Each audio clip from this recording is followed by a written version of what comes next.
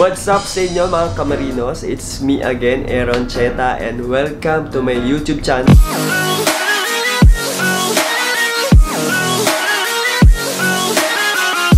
Kung baguhan ka po dito sa may YouTube channel ko, welcome na welcome ka po sa pamilya ng mga mandaraga.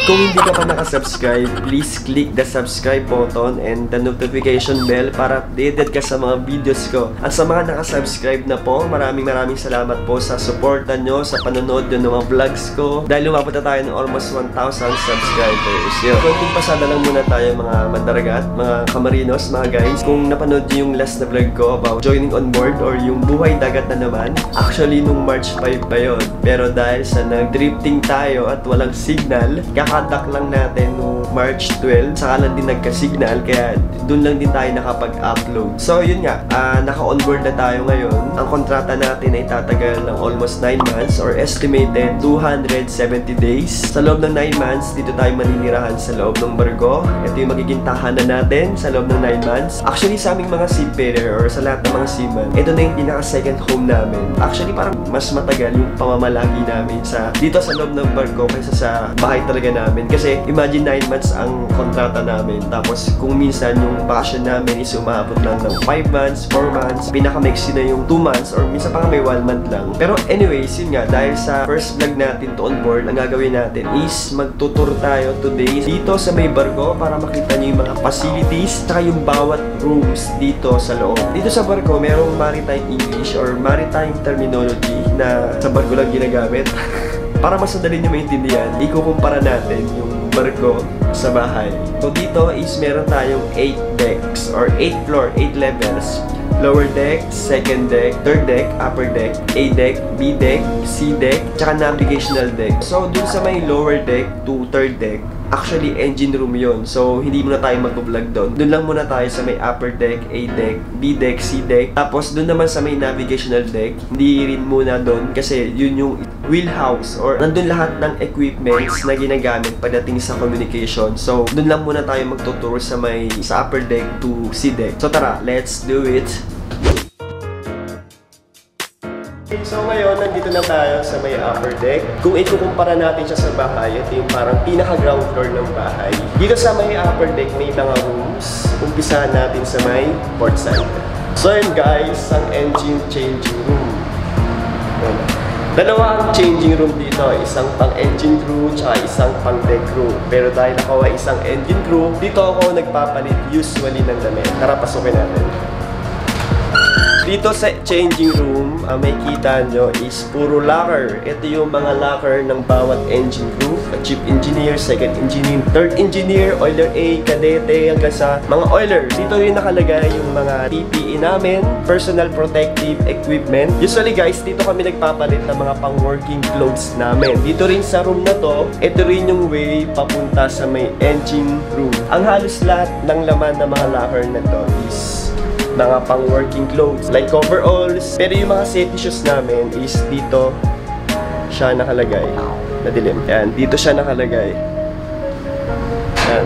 So ito yung engine changing room. Malinis, di ba?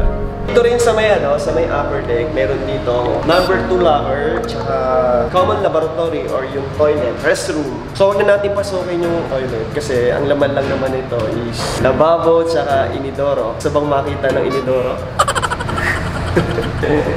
Hey guys, TOS. So ito naman sa may number 2 locker, nakalock to actually. Hindi ko sigurado kung anong laman ng locker na to. Pero usually ang laman nito is, pagkakalam ko ay mga office supply. Yun. So nakatatlo na tayo. So meron din ditong electrical cable trunk. Dito naman sa electrical cable trunk, usually ang dito is puro mga breaker. Ring, breaker ng ilaw. Yun, lahat ng mga breaker sa labas. At guys, dito rin sa may upper deck, nandito ang ship's laundry or yung labahan na may mga crew natin. Merong 3 washing machine dito. dito sa dalawa. No, yung dalawa dito is pang working clothes. Yung isa naman is yung pang clean clothes. Hindi kasi pwedeng pagsamahin sa isang washing yung clean clothes tsaka pang working clothes kasi usually ang working clothes ay madumi. May mga grasa, may mga gabok, may mga pintura, kaya ganito ang washing namin dito. So nagtataka ba kayo kung saan kami nagpapatuyo ng damit dito? So dito sa Barko, meron tayong tinatawag na drying room. Ito yung drying room. Binigyan natin. Ito ang drying room, guys. Mainit dito kasi meron ditong electric heater. Ito mga nakasampay. Mga cover all usually. Ito ang sheets laundry. And ang next naman natin ay ito, deck crew changing room. So sabi ko nga sa inyo, dalawang changing room dito. Isang pang engine, tsaka isang pang deck. So sa mga deck department, dito sila nagpapalit ng mga pang working clothes nila. Silipin natin. Malinis naman. Ito ang changing room ng deck. Almost same lang sa may engine changing room. Meron siyang locker, meron siyang lababo. Ang laman lang din ito is mga pang trabaho, pang working clothes. Ang next naman natin is itong gymnasium. Oops. So meron nag-gym dito today. So guys, ito ang gymnasium ng Barko. So meron ditong treadmill, meron dito mga dumbbell. Itong mga to is mga gawa lang din ng mga crew dito. So meron tayong nakita isang officer dito, si 3rd engineer. Ayun o. Ang cool ng tugtog ni sir o. Pakinggan nyo. Love song. Habang nag-gym. Sir. Yun o. So guys, tapos na tayo dito ngayon sa may upper deck. So ang next na pupuntahan natin is yung sa may A-deck.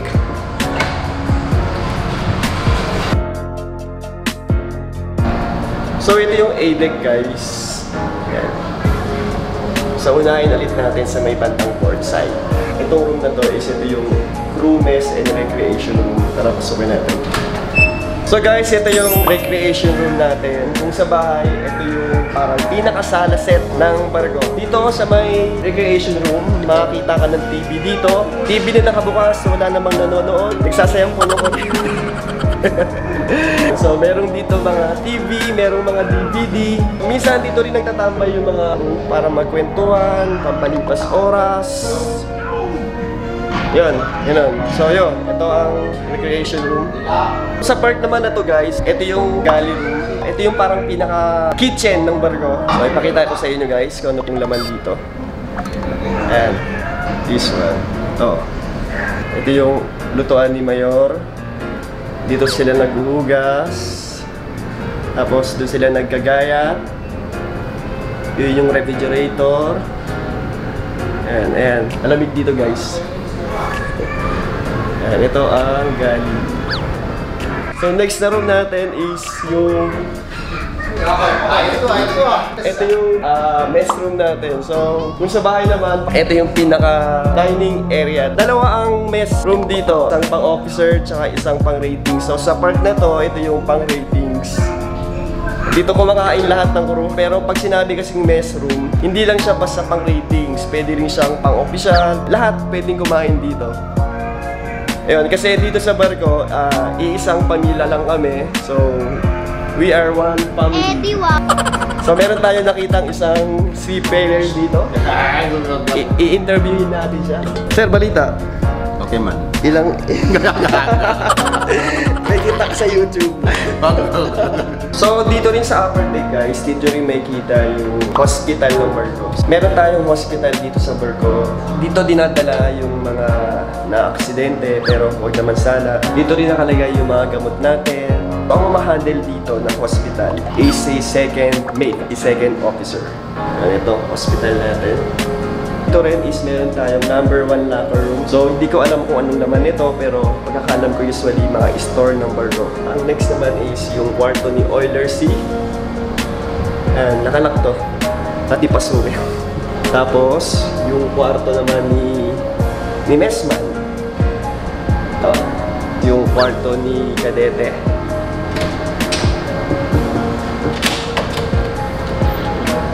What's up? Hey. Pasukin natin yung kwarto niya, guys. Oh, nag-aaral, oh. Sipag naman ng bata nito. Ibang klase talaga. Propormo kita kung bahala sa'yo. Oh, lupit oh. Nag-aaral oh. Parang totoo. Pag lulokohin yung sarili mo, naloko mo yung sarili mo eh. Di ba? Eh, di wag. So next time guys, magbablog tayo. Kasama natin si Aljan. Oh, anong message mo sa mga gusto magbarko? Wag na lang. Wag na lang kasi kayo di ba hihirapan? Ano ito yung kwarto ni ni Kadete. Sige tol, basta tayo. Bakit may lubid dito? Bibigti ka ba? Yan, sampayan. Hindi ako sampayan yung kwarto mo. Dito din ang kwarto ni Ordinary Seaman B. So yung nakita nyo kanina na may upper deck siya yun. So dito yung kwarto niya. Ship's office. Dito nagko-conduct ng mga meetings in case na may mga agent, yung mga bisita sa barko dito dinadala, papausapin. So usually dito rin nakalagay yung mga ballasting operation. So tara na, let's check this out. Ano bang naman dito? Ito ang naman ng ship's office. Merong table, tapos ito nakikita nyo, ito yung control para sa ballast. This is the ship's office, guys. Sa bandang dulo, meron din tayong common laboratory dito. CR. Pabukas. Para makita nyo kung ano bang itsura ng CR dito sa may barko. Papakita ko sa inyo. Ito, ang trono. Ang Game of Thrones. Tapos meron din dito hilamusan. Guys, andito yung sinasabi ko sa inyo na recreation room para sa mga officer. Wow! Stig. Yan. So ito guys, ang recreation ng mga officer. Ganda, carpeted. Tapos ang gaganda ng mga upuan. Maganda mag-set up dito ng vlog eh. Parang nasa bahay ka lang talaga. Mapipil mo na nasa bahay ka lang talaga. Anis. Diba parang nasa bahay ka lang? What's up sa inyo mga Camarinos? Ang barkong ito ay Japanese vessel. Usually sa mga Japanese vessel, lagi ako nakakita ng ganito. So hindi ko alam kung anong ibig sabihin nito. Pero kung alam mo, comment down below. May pa-comment down below. Creation room, ang katabi lang niya is yung... Wow! Anis. Ganda. So ito yung dining area for officer. Social.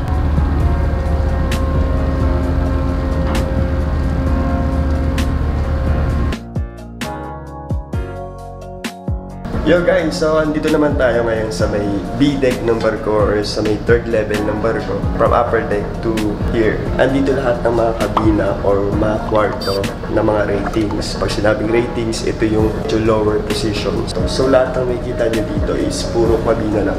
From here sa starboard, dito yung kwarto ni Oiler A. Tapos tatabi lang niya si Bosun or si Boatswain, si Oiler B, si Chief Cook. Yung kwarto niya. Tapos dito naman kay number 1 oiler, nakabukas ang pintuan. Nagla-laptop siya guys. Ito naman ang crew spare. Ibig sabihin makating kwarto to in case may bisita. Dito pinapatulog. Part na to is crew spare din. Likewise, kapag may bisita, dito pinapatulog.